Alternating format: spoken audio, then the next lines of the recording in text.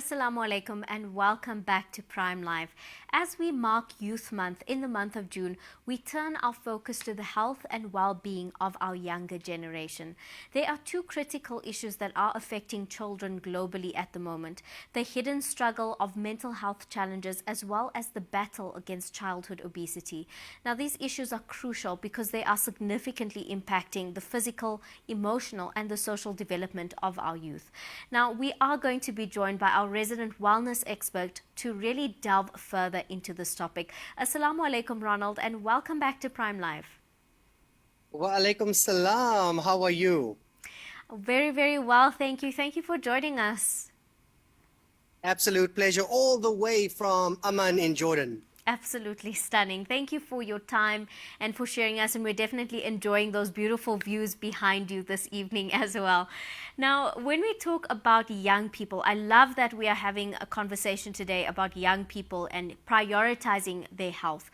What are some of the most common mental health challenges that are faced by children today, and how do they vary across the different regions of the world?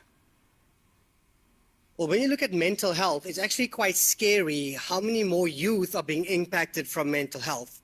Did you know that one of the youngest documented cases of suicide in South Africa is an 8-year-old? An 8-year-old. So when we look at that, youth is not teenagers only. It's right from, children up until teenagers. And, in my mind, I'm thinking of those that are around about, 5 to 20. That's where I sit. But when we look at it, there were certain polls and studies done that the youth find it difficult to identify with mental health and what it means. The second thing is, do they have the right support? And the third thing is the stigma around it, the peer pressure around it. You then look at the pressure of the social circles, digital media, schools, family, etc., and that comparison culture is driving this mental health concern. So the most common conditions that we are noticing are Number one, distress. So stress that becomes accumulated leads to distress. Number two is depression. Number three is burnout. Number four is emotional regulation, and that leads in further into, clinical mental illnesses. But those are the top few that we are identifying within the youth in South Africa. I mean, the statistics you've shared with us are alarming.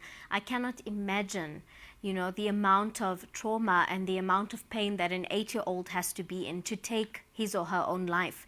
And it just goes to show, where we are in South Africa in terms of mental health. I think we think about the social media generation and how woke we all are when it comes to mental health. But like you said, the stigma still very much is there. And children have a difficulty with identifying mental health issues and being able to communicate the issues that they are experiencing. But now there can also be some identifying signs that parents can look out for. How can parents really look for and identify those early signs of possible mental health challenges within children, and even for educators who are in children's spaces more than they are in their parents' spaces? How can these individuals or adults really be able to identify what are some of the warning signs that we can look out for? Well, number one is parents need to accept accountability for their kids. Firstly, this has been shown in research by Dr. Gabor Mate and others internationally, that we often relegate the awareness of this to teachers, those that are teaching in madrasas as well, that they should identify these things as well. So number one is the first thing that parents should realize. The science has shown us that the trauma from a young age accumulates. And the biggest thing with trauma is that every child goes through issues. Every child goes through ups and downs. But do you as a parent create a safe space for the child to express their emotions without judgment? And number two is, do you then allow them to process those emotions without chewing it under the rug? You then look out for signs as follows. And this is for teachers and, of course, for parents. One is, does the child suddenly have massive changes in behavior? They don't eat as much. They're in their room quite often. They're trying to avoid social interaction, because the other thing we're noticing, before I forget, Nazia, is that bullying is also one of the top 3 causes of mental health strain on the youth, bullying. So are they isolating themselves? Are their eating patterns changed? have, of course, the degree of resisting socializing, even within the family context, like you have to pull them in to have dinner or breakfast with the family. You then look at the conversations that they are having. Are they conversations that allude to things like death, things like, I can't do this anymore, things of despondency, and listen to the language. And do you observe this behavior for 2 weeks and or longer consistently and persistently? When you begin to identify those things, and if kids don't want to play with certain friends or go out with certain friends, why and what is happening in those spaces? So it's really an interrogation exercise and an observation exercise that parents and teachers should do. Thank you for sharing those effective, pinpointers that we all can look out for when it comes to younger children and identifying that they are actually struggling, because sometimes they may not always be able to communicate that to us. The best that we can do for them is identify these signs and symptoms as soon as possible in order to give them, like you said, that safe space and that safe environment to communicate what they are experiencing and what they are going through as well. Now, when we talk about strategies and interventions, there are different ways in which we can support children who are struggling with the various mental health issues.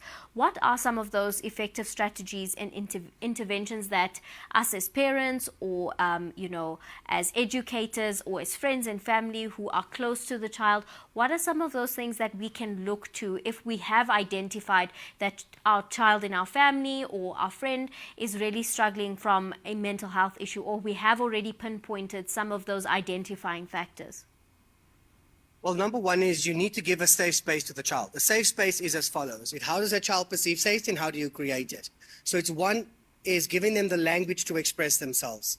So, when we look at certain, cultures in South Africa, in the African cultures, for many years, there was never a word for depression. It was always labeled as uyahlanya in some cultures, or some of the different areas in South Africa, which means mad in the head, and would always be told to shoo things under the rug. But you need to give them the language, number one, that how do you feel? What is it that you are feeling? Well, I'm feeling, where do you feel it in your body? And so forth, so that you begin to help them. Because if you ask a child, are you depressed? They look at you like, what do you mean depressed? I don't have context as to what depression is. So you need to give them the fundamental basic languages. Do you feel sad all the time? Do you feel that you just don't want to wake up in the mornings? Do you feel that you constantly want to go to sleep? Do you feel afraid to go out and play with certain friends? So when you give this language, you begin to identify systems and scenarios and where you can intervene and what is going on. The next thing that you need to do is that language and the safe space is one of non-judgment. No, I feel like this person at school is hitting me and they're calling me ugly and they're doing this to me. Oh no, you must go back there and fight. Stand up for yourself. That is one option. That's not a conducive option. The second option would be one of, okay, how does it make you feel? The third option is, what do you think you could do to really own your power, which means that you are no longer afraid of this person, and then create a supportive environment. You as parents and siblings create the environment to support the child and or the teen to really have these conversations consistently. And then if professional help is needed, please reach out to counselors or psychologists to really support the children. And finally, if you do need psychiatric support, which dispense medication for mental illnesses, first have it diagnosed. Many children have autism and different conditions on the spectrum that you're not really aware of. Many people misconstrue ADHD with lack of attention or just being naughty. Inform and educate yourself as a parent to hold a space for your child and then give your child the language to express, and then find ways and means to support your child in all the environments that they are in. Absolutely. Now, viewers at home, we know that mental health has somewhat become a bigger topic of conversation, which is a great thing, but it's definitely not been spoken about enough. That taboo definitely does exist. And with children, it is difficult for them to be able to communicate their emotions. Like Ronald was saying now, they don't always have the context or the dialogue or the words to be able to express what they are going through. But it is important for us to provide those safe spaces. But on the topic of mental health and children, identifying symptoms as well as the necessary strategies and interventions that we need to implement in our children's life to protect them and to ensure their mental well-being. Let's take a look.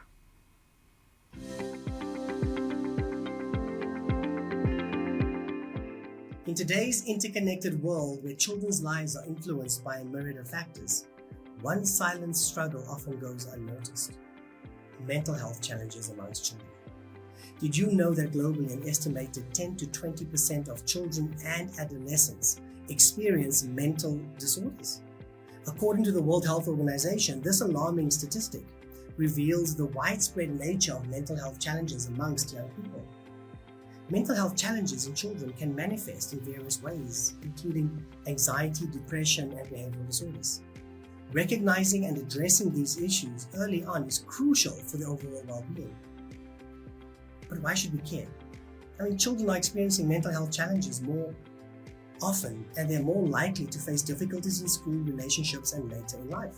Some children even look at suicide as an escape route. We need to address mental health issues early on to prevent long-term consequences. And childhood experiences greatly influence brain development. Adverse childhood experiences can lead to long-term mental health issues if left unaddressed. The National Scientific Council on the Developing Child highlights the impact of supportive relationships and active skill building in strengthening the foundations of resilience. By fostering a supportive environment and implementing simple strategies, we can promote positive mental health amongst children. You can create a safe space for children to express their thoughts and feelings without judgment.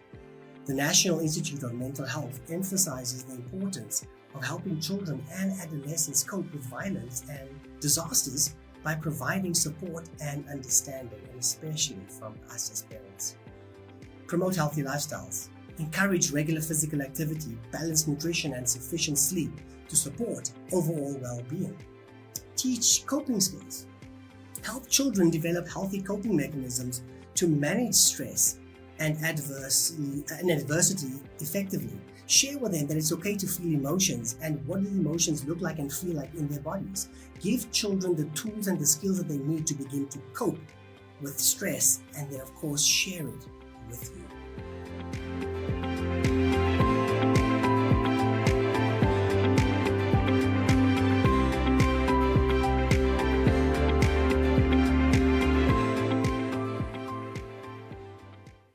Ronald, I want to steer our conversation in a different direction. Now, this is a very pertinent issue that is being experienced by children all around the world, and that is childhood obesity. And the statistics are growing quite drastically. What are some of the primary factors that are contributing to the great rise of childhood obesity in a global space? Oh, I love this question. And the reason I love it is because when we look at childhood obesity is something we cannot neglect nor negate. We know that 1 in 3 children in South Africa are classified as overweight and or obese. 1 in 3, folks. The second thing that we look at is that it's the diets that the kids are consuming. So a lot of carbohydrates, a lot of processed foods, high salt, high sugars. That's our reality. And the next thing that we look at is lack of activity. And the lack of activity means that the children are not active enough in burning the calories. So when we look at that marriage, we actually find that there's a higher prevalence to downstream in their lives, diabetes, hypertension, cancers, etc., because of childhood obesity. Childhood obesity is scaring me more because that is the future of our nation. And the future of our nation is at jeopardy from themselves. What are we as parents now doing to support them in not just accepting what the child wants to eat as a chocolate or a packet of crisps, but to say, no, you're going to have some fruit. No, it's not the time to eat now, to create those boundaries. So childhood obesity scares me. And I really hope that those viewing today really take this to heart and make those tough calls for their children as parents and caregivers.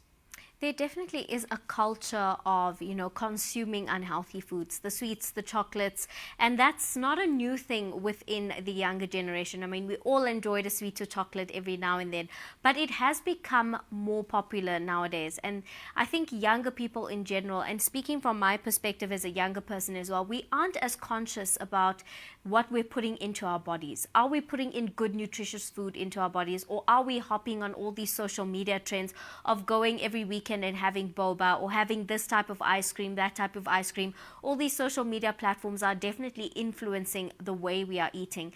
Now, I know a lot of parents who might be watching this evening are wondering, okay, it's easier said than done when it comes to instilling healthy eating habits in our children's lives.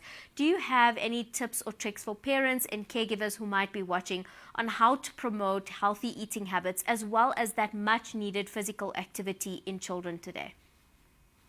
You got to do it. So healthy eating habits are very simple. Remove purchasing chocolates and fizzy drinks. No more sugary sweetened beverages and no more sugar-free sweetened beverages in that context. Give them fruit juice, and if you want to, you can dilute it with a little bit of water so that you remove a lot of that additional processed sugars. The next thing, fruits and veggies become a kid's best friend, even though they don't like it. You need to create an environment for them to enjoy it.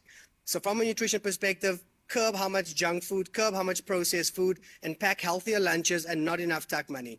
When you give kids tuck money and they go to schools, you're creating an environment for them to go and actually purchase what their friends are eating.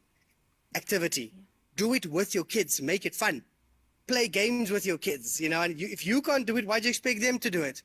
Don't sit on the couch while they're busy, supposed to be active. Play with them. Remove the PlayStations. Remove those digital games for periods of time and give them allocated boundaries to use them. And really spend time with your kids. Playgrounds, football, tennis, paddle, and so forth. And that becomes a way for them to enjoy activities and try a variety of activities to really get them active.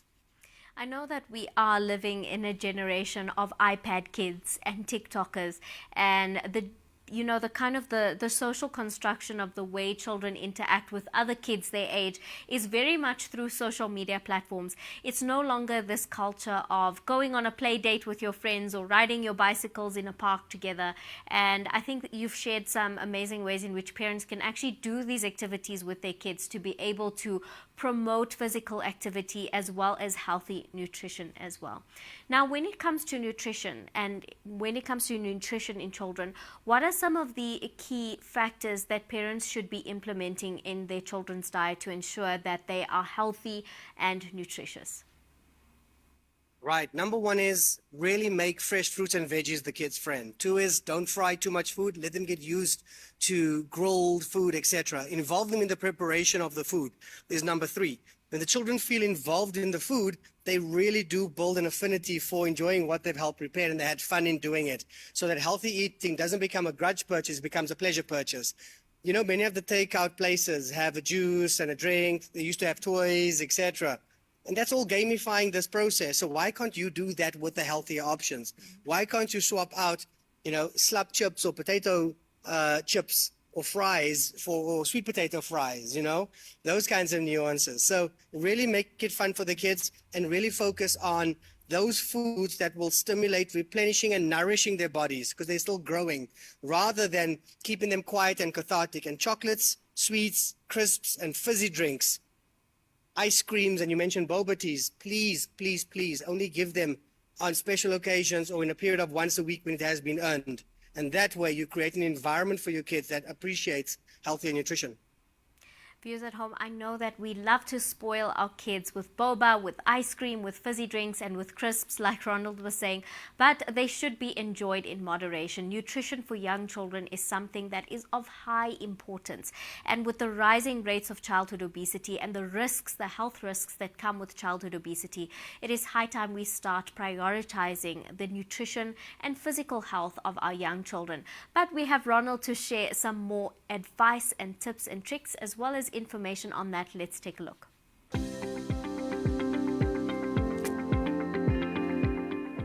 Did you know that childhood obesity rates have more than tripled in the past 3 decades?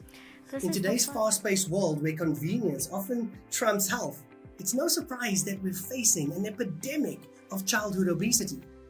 But the reasons behind this alarming trend go beyond just unhealthy eating habits and sedentary lifestyles. The pressures of modern life have led to increased stress levels in families, and stress can impact children's eating habits, leading to emotional eating and a reliance on processed foods. And the rise of digital technology has decreased physical activity among children. Excessive screen time not only reduces opportunities for exercise, but also exposes children to unhealthy food marketing. And let's not forget the impact of socioeconomic factors. Many families living in low-income communities struggle to afford nutritious food, leading to a reliance on cheap, calorie-dense options. But despite these challenges, there are simple, actionable steps that families can take today to combat childhood obesity. Something as simple as taking a 20-minute walk together every Sunday can make the world of difference. Instead of reaching for unhealthy over-processed foods, try incorporating more raw veggies into your meals. By addressing the mental, physical, and emotional factors contributing to childhood obesity, we can create healthier environments for our children. And together, we can break the cycle of childhood obesity and empower our children to lead happier, healthier lives. Because every child deserves a healthy start in life.